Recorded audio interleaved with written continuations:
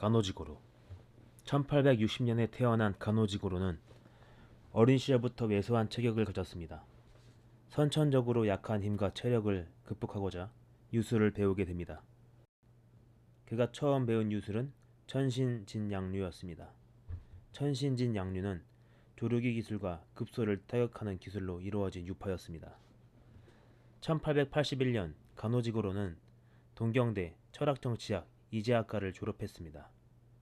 동경대 재학 시절에는 기도류 유술을 배우기도 했습니다. 기도류는 갑옷을 입은 적들을 상대하는 유술로서 다양한 매치기가 특징인 유파입니다. 가노지고로는 어린 시절 배웠던 천신진양류 유술과 동경대학 시절 배웠던 기도류 유술을 토대로 자신의 철학을 더해 근대 유도를 정립했습니다. 1882년 22세의 가노지고로는 다다미 12장, 제자 9명으로 이루어진 최초의 유도 도장인 강도관을 설립합니다. 이것이 근대 유도의 시작입니다. 이후 가노지고로는 기도류 유술과도 지속적인 교류를 했고 다른 유술의 유파의 장점도 강도관 유도에 도입하는 등 당시로서는 과감한 행보를 걷게 됩니다. 혁신적인 가노지고로의 행보에 기존 유술계는 탐탁치 않아 했고 그런 상황에서 유도를 증명하기 위해 타 유파와의 대결을 피하지 않았습니다. 1888년 경찰청에서 개최한 전국적인 규모의 유술 시합에 강도관이 참가하게 됩니다. 그런데 이 시합은 강도관 유도와 기존 유술계의 연합 세력이 대립하는 구도였습니다. 이 대회에서 기존 유술연합에게 승리한 뒤 강도관 유도는 명실상부한 일본 최고의 무술로 자리잡게 됩니다. 그리고 이후 가노지고로는 타 유파와의 시합을 금지하게 됩니다. 학자적 소양도 매우 뛰어났던 가노지고로는 동경 고등사범학교에서 23년 이상 교장을 하면서 교육 발전에도 힘썼으며 아시아 최초의 IOC 위원으로 유도의 발전에 기여했습니다.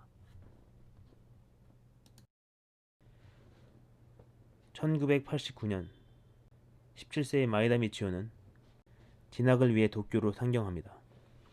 어린 시절부터 스모와 야구 등 신체 활동을 즐겨했던 마에다 미치오는 유도에 흥미를 느꼈고 1895년 가노지고로의 강도관에 입문하게 됩니다. 가노지고로는 강도관의 4대 천왕이라 불리던 토미네 치네지로에게 마에다 미치오의 지도를 맡깁니다. 9년간 수련을 쌓고 유도 4단의 실력자가 된 마에다 미치오는 미국으로 강도관 유도를 알리기 위해 스승 토미네 치네지로와 동료들과 함께 떠나게 됩니다. 1905년에서 1914년까지 이 기간 동안 마에다 미치오는 미국을 시작으로 프랑스, 멕시코, 쿠바 등 중앙아메리카에서 유도 홍보를 위한 공연과 타 무술가의 대결을 합니다. 이때 마에다 미치오는 자신이 배웠던 강도관 유도를 기반으로 타격 기술까지 개량하여 프로레슬러와 복서들과 대결을 합니다. 1914년 브라질에서 유도 홍보 활동을 시작하고 1916년에는 영국으로 여행을 잠시 떠납니다. 1917년엔 다시 영국을 출발해 포르투갈, 스페인, 프랑스를 거쳐 다시 브라질로 돌아온 뒤 정착을 하게 됩니다. 1917년 15살의 카를로스 그레이시는 자신의 아버지가 소유한 서커스에서 마에다 미치오의 경기를 봅니다. 자신보다 큰 상대를 이기는 마에다 미치오의 모습에 감동을 한 카를로스 그레이시는 마에다 미치오에게 주짓수를 배우기로 결심합니다. 이때 마에다 미치오는 카를로스 그레이시에게 유도가 아닌 유술이라는 이름을 썼는데 당시 상황을 설명해보자면 1925년이 되어서야 일본 내에서 유도와 유술의 명확한 구별이 시작되었고 일본 밖에서는 1950년대가 될 때까지 명칭의 구분이 되지 않았다고 합니다. 혹자는 타 무술가의 시합을 엄격히 금지했던 가노지고로에 대한 예의로서 마에다 미치오의 처신이었다고 말하기도 합니다. 카를로스 그레이시의 손자인 헨조 그레이시에 의하면 마에다 미치오는 카를로스 그레이시에게 단순히 주짓수 기술을 알려줬을 뿐만 아니라 다른 여러 무술가의 이중 격투를 통한 경험을 바탕으로 만들어진 특별한 철학을 전수했다고 합니다. 1921년 그레이시 가족은 리우로 이사했습니다. 카를로스 그레이시는 마이다 미치오의 가르침을 기반으로 동생들과 꾸준히 훈련을 했고 주짓수를 증명하기 위해 당시의 가장 위대한 선수들에게 도전했습니다. 더군다나 20에서 30kg 더 무거운 상대들과의 대결에서 이겼기 때문에 당시 사람들은 그레이시 형제들을 인정하지 않을 수밖에 없었습니다. 그리고 1925년 카를로스 그레이시는 리우에서 자신의 첫 주짓수 도장을 열었습니다. 1927년 16살의 엘리오 그레이시는 자신의 형인 카를로스 그레이시에게 주짓수를 알려달라고 요구했지만 막내인 엘리오 그레이시의 몸이 약하다는 이유로 카를로스 그레이시는 주짓수를 가르쳐주길 거부했고, 그런 엘리오 그레이시는 형제들의 주짓수 훈련을 지켜보는 것만으로 만족할 수밖에 없는 상황이었습니다. 1928년 어느 날 카를로스 그레이시가 수업 시간에 늦게 되자 막내인 엘리오 그레이시가 형을 대신하여 수업을 가르치게 되었습니다. 주짓수를 직접 수련하진 않았지만 수년간 큰형인 카를로스 그레이시가 가르치는 것을 주의 깊게 보아왔던 엘리오 그레이시는 모든 기술들을 잘 알고 있었고, 이때를 기점으로 카를로스 그레이시에게 인정을 받아 형제들과 함께 훈련을 시작하게 됩니다. 엘리오 그레이시는 주짓수 훈련을 계속해가면서 자신만의 체계를 만들어 갔습니다. 체격이 왜소했던 엘리오 그레이시는 힘과 스피드가 아닌 지렛대 원리와 감각적인 상하포착 등 자연스러운 몸동작을 이용한 기술들을 개발해냈습니다. 그리고 그 역시 마이다 미치오와 카를로스 그레이시처럼 브라질 내 강자들과 대결하는 행보를 걸었고, 그렇게 현재 모두가 인정하는 그레이시 주짓수가 탄생되었습니다. 그리고 아직까지 엘리오 그레이시의 자손들은 호신술로서의 주짓수를 슬로건으로 앞세우며 정통성 있는 주짓수 가문의 이미지를 지키고 있습니다.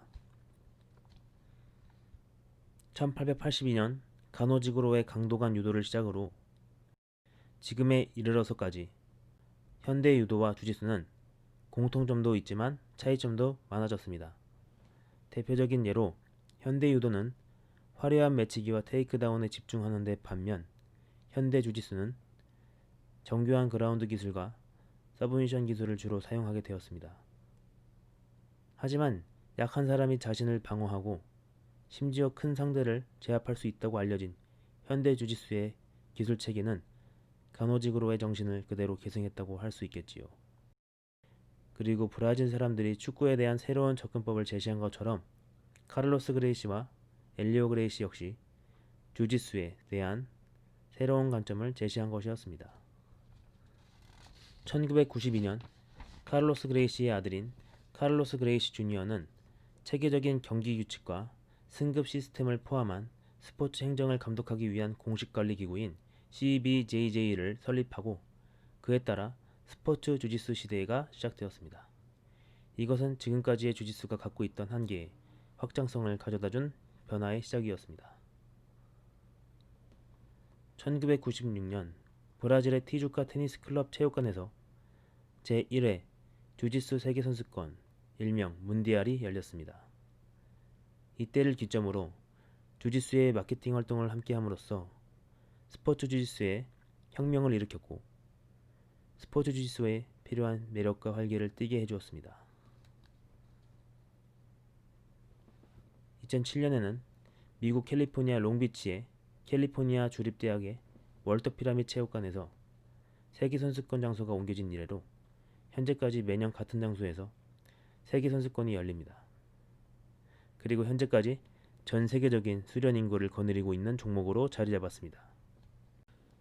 한국에서는 1999년 연세대 동아리에서 주짓수가 처음 시작되었습니다.